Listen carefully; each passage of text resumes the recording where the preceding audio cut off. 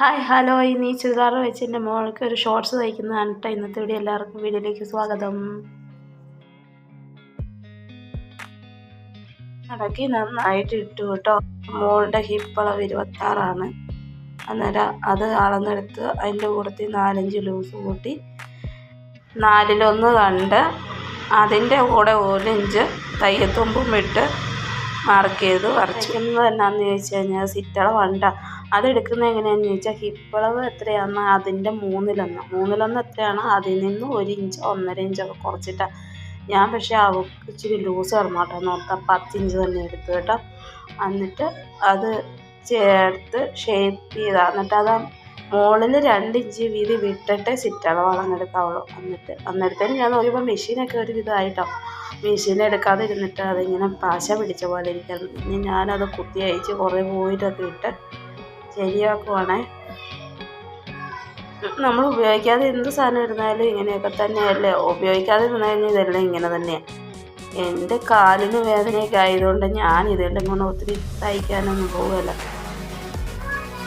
കാലിൻ്റെ മുട്ടിന് ഭയങ്കര പ്രശ്നമാണ്. അത് കാരണം ഒത്തിരി തയ്ക്കാനൊന്നും ഞാനതിന് പോകത്തില്ല. ഇതിൽ ഇനി വല്ല കറണ്ട് മെഷീൻ മേടിച്ച് കഴിഞ്ഞാൽ തയ്ക്കുന്നതൊക്കെ എനിക്ക് ഭയങ്കര ഇഷ്ടമാണ്. പക്ഷേ ചവിട്ടി തയ്ക്കുമ്പോൾ മുട്ടിന് വേദനയാണ്.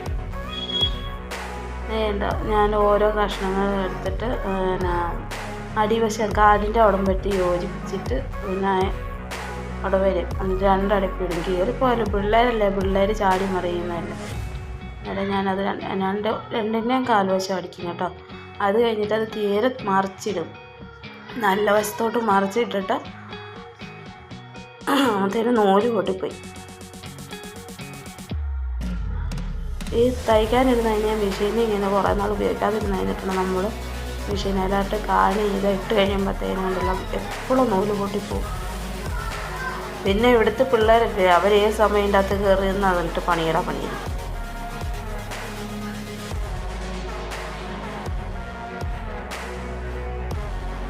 അതും കൂടെ അടിക്കും. ഒന്നും 2 കൂടെ അടിച്ചിട്ട് ഇതിന് എലാസ്റ്റിക് ഇടുന്നതായിരിക്കും നല്ലത്. ഞാൻ എലാസ്റ്റിക് ഇല്ലാത്തതുകൊണ്ട് ഇതിന് വള്ളി ഇട്ടെന്ന് മാത്രമേ ഉള്ളൂ.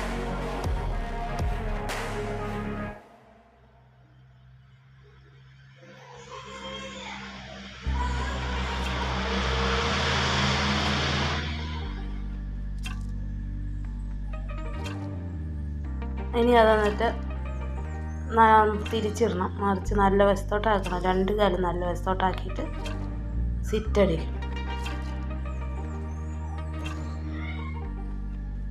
നിമിഷ നേരം കൊണ്ട് തീരാനുള്ള പരിപാടിയുള്ളത്. അറിയാവുന്നവരാണ് പെട്ടെന്ന് തയ്ച്ചിട്ട്. എനിക്കൊരു 2-3 തുണിയൊക്കെ കിട്ടുകയാണെങ്കിൽ ഞാൻ അടിക്കും. ഞാൻ ചുരിദാറെല്ലാം അങ്ങനെ എനിക്ക് വേണ്ടാത്ത ചുരിദാറെല്ലാം ഞാൻ ഇവക്ക് ഇങ്ങനെ പാൻ്റ് അടിച്ച് കൊടുക്കുകയാണ്. ഇവക്ക് അങ്ങനെ പാൻറ്റുകൾ ഒത്തിരി ഒന്നും ഇല്ലെങ്കിലും ഞാനിങ്ങനെ ചുരിദാർ കൊണ്ട് തയ്ച്ചു കൊടുക്കുന്നതാണ് അവൾ കൂടുതലും ഇടുന്നത്. ഇങ്ങനെ തയ്ച്ചിട്ട് അതിന് എലാസ്റ്റിക് ഇട്ട് കൊടുക്കും. ഇതിന് ഞാനൊരു വള്ളിയാണ് വെച്ചത്.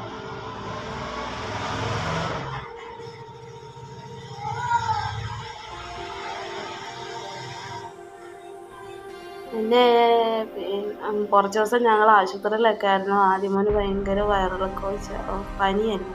പനിയെന്ന് പറഞ്ഞാൽ ഭയങ്കര പനി തന്നെ. 3 ദിവസം കൊച്ചിനെ എരിഞ്ഞു കുത്തി പനിച്ചു. 101, 102, 103 ഇങ്ങനെ പനി നിൽക്കുമായിരുന്നു. അന്നേരം അവർ മരുന്നൊന്നും കൊടുക്കുന്നില്ല. പാരസെറ്റാമോൾ കൊടുക്കില്ല. പാരസെറ്റാമോൾ കൊടുക്കും, എന്നിട്ട് തുടയ്ക്കും. പാരസെറ്റാമോൾ കൊടുക്കും, തുടയ്ക്കും. ഇച്ചിരി പനി കൂടുതലായി കഴിയുമ്പോൾ സപ്പോസിറ്റ് വെക്കും. അങ്ങനെ ഇരുന്ന് കുറച്ച് ദിവസം കഴിഞ്ഞപ്പോഴത്തേനും പനി വിടുന്നില്ലെന്ന് കണ്ടുകഴിഞ്ഞപ്പോൾ അവർ ആൻറ്റിബയോട്ടിക് കിട്ടും. അപ്പോൾ പിന്നെ 2 ദിവസത്തിനുള്ള പനി പോയി. ഞങ്ങൾ 5 ദിവസം കഴിഞ്ഞപ്പോൾ 6 ദിവസം കഴിഞ്ഞപ്പോഴത്തേനും ഡിസ്ചാർജായി. വീട്ടിൽ വന്നു കഴിഞ്ഞപ്പോഴത്തേനും അവന് ചെറിയൊരു വയറിൽ പ്രശ്നമായി. അപ്പോൾ അവൻ്റെ വയറിൽ അതുമല്ല, അത് കഴിഞ്ഞിട്ട് ഞങ്ങളിങ്ങനെ വാതൊക്കെ ഇവിടെ നിന്ന് കഴിഞ്ഞപ്പോൾ അവൻ താഴോട്ട് പോയി. കയ്യിലൂടെ താഴോട്ട് മറിഞ്ഞു പോയി. അത് കഴിഞ്ഞപ്പോൾ ഞാനോർത്ത് കുടലും മറിഞ്ഞായിരിക്കും. പക്ഷേ ഈ വയറിലൊക്കെ പോയപ്പോൾ പക്ഷെ അതല്ലായിരുന്നു. അവൻ ഈ പനിയുടെ കൂട്ടത്തിൽ വന്ന എന്തോ അസ്വസ്ഥതയായിരുന്നു. അന്ന് തന്നെ ഇത് എനിക്കും പിടിച്ചു. ഞാനും കിടന്നു. ഞാൻ ആശുപത്രിയിൽ പോയി ട്രിപ്പ് ഇട്ടു, പ്രഷർ താഴ്ന്നു പോയി. അങ്ങനെയൊക്കെ പ്രശ്നങ്ങളൊക്കെ ആയി ഇരിക്കുകയായിരുന്നു. ഞാൻ അങ്ങനെ ആശുപത്രി. അവന് ആ മൂത്ത മോന് സെൻഡ് ഓഫ് കഴിഞ്ഞ് വന്നു കഴിഞ്ഞപ്പോൾ തൊട്ട് അവനും തുടങ്ങിയത്. അന്നേരം ഞങ്ങൾ ആശുപത്രിയിലായിരുന്നു. ഇനി അവന് ആ വീട്ടിൽ നിന്ന് വീട്ടിൽ നിന്ന് അവർ കൊണ്ടുവന്ന മരുന്ന് മേടിച്ച് കൊടുക്കലും അതൊക്കെയായി. ഇപ്പം ഏകദേശമൊക്കെ ഒരുവിധമൊക്കെ ശരിയായിട്ടിരിക്കുന്നു. ഞാൻ അതിൻ്റെ വള്ളി അടിച്ചുകൊണ്ടിരിക്കുക കേട്ടോ. ലാസ്റ്റത്തെ പണി ഇതിപ്പോൾ പിന്നെ അറിയാമായിരുന്നു. ഇത് ഒരു ധാരണയൊക്കെ ഉണ്ടെങ്കിൽ ഇത് പെട്ടെന്ന് തയ്ച്ചെടുക്കാനുള്ളതേ ഉള്ളൂ. ഇത് ഈ സ്ട്രേറ്റ് പാൻറ്റ് തയ്ക്കുന്ന പോലെ തന്നെ സ്ട്രേറ്റ് പാൻറ്റിന് ഈ സൈഡിൽ കൂടെ ഒരു വെട്ടമുണ്ടെന്ന് മാത്രമേ ഉള്ളൂ.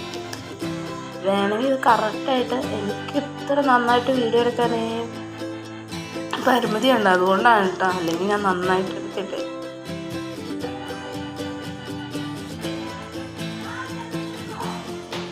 പിന്നെ പിള്ളേരുള്ളപ്പോൾ ഒട്ടും വീഡിയോ എടുക്കാൻ പറ്റില്ല. കാരണം വെച്ചാൽ പിള്ളേർ വീഡിയോ എടുത്തിട്ട് നമ്മൾ വോയിസ് ഓവർ കൊടുക്കലേ നടക്കുകയുള്ളൂ. അല്ലെങ്കിൽ ഉണ്ടല്ലോ ഇവർ കിടന്ന് എന്നെല്ലാം ഒച്ചയും ബഹളമോ അതിൻ്റെ ഇടയ്ക്ക് ഓട്ടോ വീഡിയോ എടുക്കുമ്പോഴത്തേനും നമ്മൾ കിടന്ന് അലറി എന്ത് തൊണ്ടയൊന്നും ഇല്ല. എനിക്കാണെങ്കിൽ തൊണ്ടയ്ക്ക് വേദനയാണ്. ഇതുങ്ങളോട് ഒച്ചയിട്ട് നമ്മൾ അടി കൊടുക്കാമെന്ന് വിചാരിക്കും. പക്ഷേ ഏത് സമയം നമ്മൾ എന്നത്തിന് അടിക്കണമെന്ന് ഓർക്കൊണ്ട് അലറും ഒച്ചയിടും.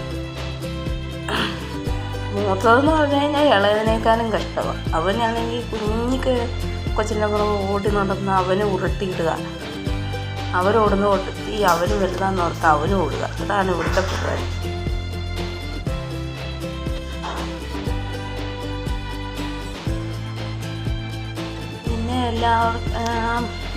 പിന്നെ എല്ലാവരും എൻ്റെ വീഡിയോ കാണണം, എന്നെ സപ്പോർട്ട് ചെയ്യണം. ഇതുപോലെയൊക്കെ എന്തെങ്കിലുമൊക്കെ ചെറിയ വീഡിയോകളിട്ട് ഞാൻ നിങ്ങളുടെ മുന്നിലേക്ക് വരാം. എന്നെ സപ്പോർട്ട് ചെയ്യണം. പിന്നെ 1000 ആൾക്കാരായി എനിക്ക് സബ്സ്ക്രൈബേഴ്സ്. ഇനി വാച്ച് അവർ ആകുമ്പോഴേക്കാണ് 1000 ആയി. എത്രയും പേര് എന്നെ സപ്പോർട്ട് ചെയ്തതിന് എല്ലാവർക്കും നന്ദി ഞാൻ പറയുന്നു. നിങ്ങളുടെ സപ്പോർട്ട് കൊണ്ടാണ് ഞാൻ ഇത്രയും 1000 ആയത്. പിന്നെ ലൈവ് ഇടണമെന്നൊക്കെ വിചാരിക്കും. പക്ഷെ ലൈവ് ഇടുമ്പോൾ ഉണ്ടല്ലോ ഓരോരുത്തർ വന്നിട്ട് ചുമ്മാ ആവശ്യമില്ലാത്തതും എന്നോട് വന്നിട്ട് ചോദിക്കുന്നതാണ്, കൊള്ളാലോ ചേച്ചി, എന്നാ ആൻറ്റി ചേച്ചി എന്ന് ചുമ്മാ ആവശ്യമില്ലാത്ത വർത്തമാനങ്ങളൊക്കെയാണ് പറയുന്നത്. ചേച്ചി ആൻറ്റി എന്നൊക്കെ വിളിച്ചിട്ട്. അത് കാരണം ലൈവ് ഇടുന്ന കാര്യത്തിന് എനിക്കൊരു ഭയങ്കര മടിയാണ്. എല്ലാവരും ലൈവൊക്കെ ഇടുന്നുണ്ട്, പക്ഷേ അങ്ങനെ ലൈവ് ഇടാൻ എനിക്ക് ഭയങ്കര മടി. ഇങ്ങനെ ബാഡ് കമൻറ്റ് കയറി വരുന്നതുകൊണ്ട് എനിക്ക് ഭയങ്കര മടിയാണ്. പിന്നെ ഒരു ദിവസം ഞാനെന്നാൽ ഒരു വീഡിയോ യൂട്യൂബ് ചെയ്യാമെന്ന് ഓർത്തിട്ട് കഴിഞ്ഞപ്പോൾ അവരെന്നോട് ചോദിച്ചു, അവളെ ചോദിച്ചു നിങ്ങൾക്ക് വേറെ പണിയില്ലേ കണ്ടത്. അങ്ങനെ അവളെ ഇടിച്ച് നോക്കുവാണ്ടോ, ബാക്കോശം നോക്കുവാണ്ടോ. അത് കുഴപ്പമില്ല. അന്നേരം അവനവിടെ കിടന്ന് കയറി. അന്നേരം അവളങ്ങ് പോയതാണ്. ശരി, ടാറ്റാ, ബൈ.